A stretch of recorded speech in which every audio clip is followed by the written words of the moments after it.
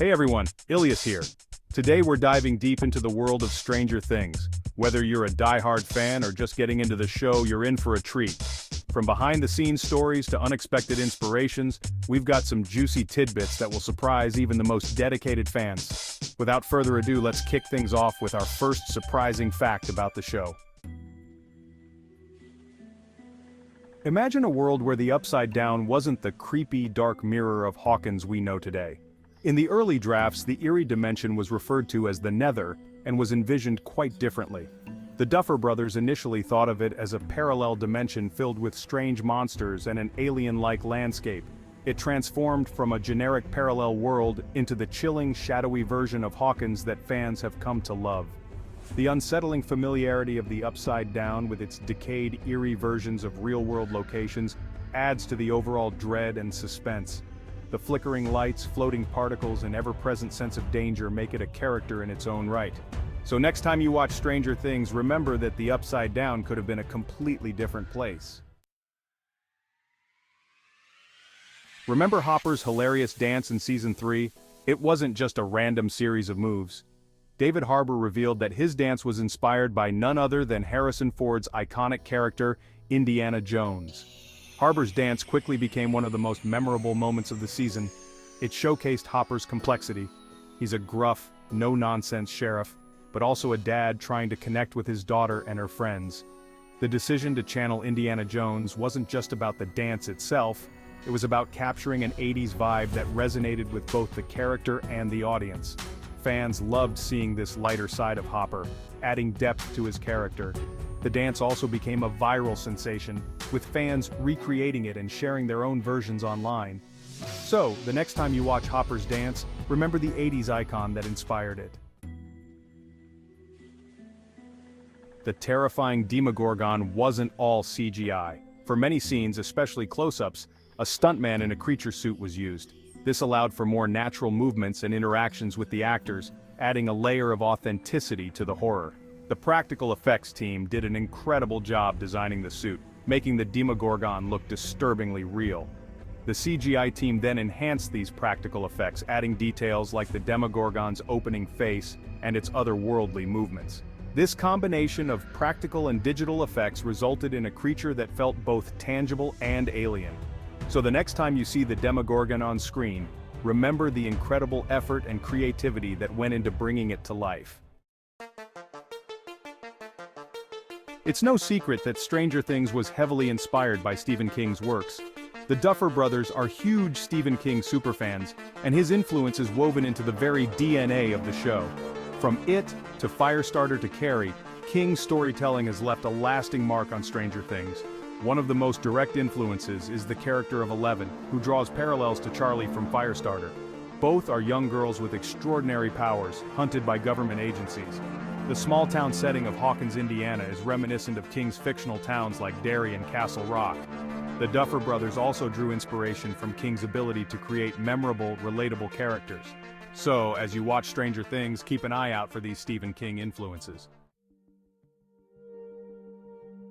Speaking of the opening credits, did you know that the Stranger Things logo was designed to resemble 80s book covers and movie posters? The creators meticulously studied the design elements from that era to ensure they captured the essence of the 80s perfectly. The creators used the same technology that was used to create titles in movies from the 80s, like The Dead Zone and The Goonies, to give it that authentic retro feel. They wanted every detail to be as true to the period as possible, even down to the techniques used in the design process.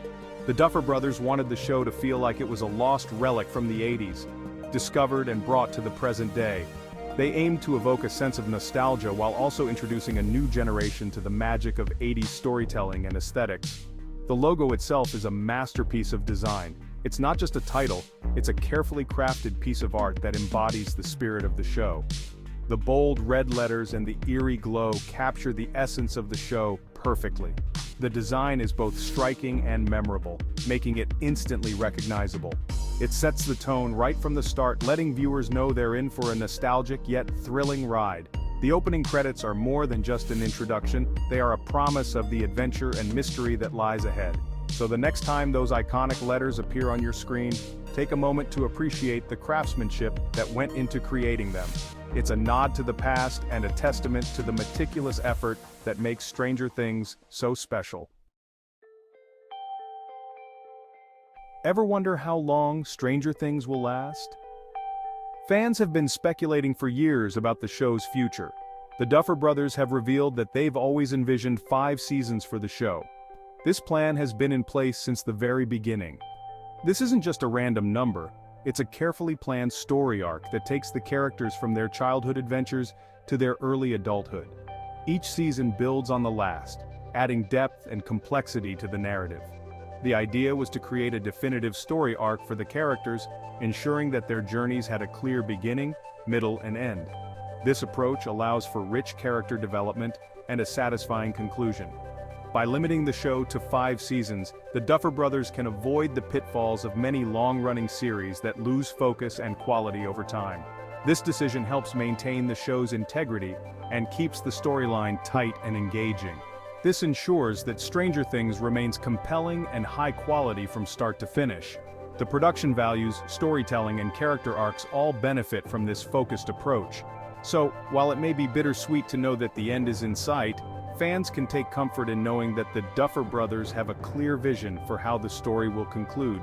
This foresight promises a memorable and impactful ending. The best is yet to come. With the final seasons on the horizon, anticipation is building for what promises to be an epic conclusion to this beloved series. Can you believe that Finn Wolfhard, who plays Mike, auditioned for his role from his bedroom? It's quite an unusual story that showcases his dedication and passion for acting. Due to illness, Finn couldn't go to his audition in person. Instead of giving up, he found a way to make it work. So he recorded his audition tape from his bedroom while lying down, using whatever resources he had at hand. He later said that this probably made him look even more like a tired, worn-out kid, perfect for Mike's character. This added an authentic touch to his performance. This unconventional audition process didn't stop Finn from landing the role. In fact, it might have even helped him stand out. The Duffer Brothers were impressed by his natural talent and authenticity, which were evident even in a simple bedroom audition tape. His ability to convey the essence of Mike Wheeler from such a basic setup spoke volumes about his skills as an actor. Finn's story is a testament to the power of perseverance and the importance of seizing opportunities, no matter the circumstances. It shows that sometimes, the most challenging situations can bring out the best in us. His dedication and passion for acting were evident even in less than ideal conditions, demonstrating his commitment to his craft. This proves that talent and determination can overcome any obstacle, no matter how big or small. So the next time you watch Mike Wheeler in action, remember the humble beginnings that brought Finn Wolfhard into the world of Stranger Things. His journey is an inspiration to aspiring actors everywhere. The music of Stranger Things plays a crucial role in setting the show's nostalgic yet eerie tone. Composers Kyle Dixon and Michael Stein of the band SURVIVE created the iconic synth-heavy score that instantly transports viewers back to the 80s. The Duffer Brothers were very specific about the kind of music they wanted. They were inspired by the scores of classic 80s movies, especially the works of John Carpenter and Tangerine Dream. The show's soundtrack also features a carefully curated selection of 80s hits. Songs like Should I Stay or Should I Go by The Clash and Heroes by David Bowie are not just background music, they play pivotal roles in the story, adding emotional depth and context to key scenes. So the next time you watch Stranger Things, pay close attention to the music. One of the keys to Stranger Things' authenticity is its carefully chosen filming locations. While Hawkins, Indiana, is a fictional town, the show is primarily shot in and around Atlanta, Georgia. Many of the show's iconic locations, like the Hawkins National Laboratory and the Kids Neighborhood, are real places in Atlanta. The production team scouted extensively to find the perfect spots that would bring the fictional town of Hawkins to life. The use of practical locations, rather than relying heavily on sets or CGI, contributes to the show's nostalgic, grounded feel. The high school, the arcade, and even the woods where the kids often venture are all real places that fans can visit, adding an extra layer of connection to the show. So the next time you watch Stranger Things, take a moment to appreciate the real-world locations that bring Hawkins to life. Stranger Things has spawned countless fan theories, some of which are so intriguing they might just be true. One popular theory suggests that the Upside Down is actually a post-apocalyptic future version of Hawkins. Another intriguing theory revolves around Eleven and her connection to the Mind Flayer. Some fans believe that Eleven and the Mind Flayer are two sides of the same coin, representing opposing forces of good and evil.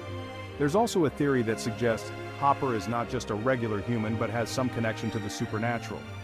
Whether or not these theories turn out to be true, they add an extra layer of engagement for fans. So as we eagerly await the next season of Stranger Things, keep these theories in mind. And there you have it, folks. 10 things you didn't know about Stranger Things. Which fact surprised you the most? Are you looking forward to the final season? Let us know in the comments below.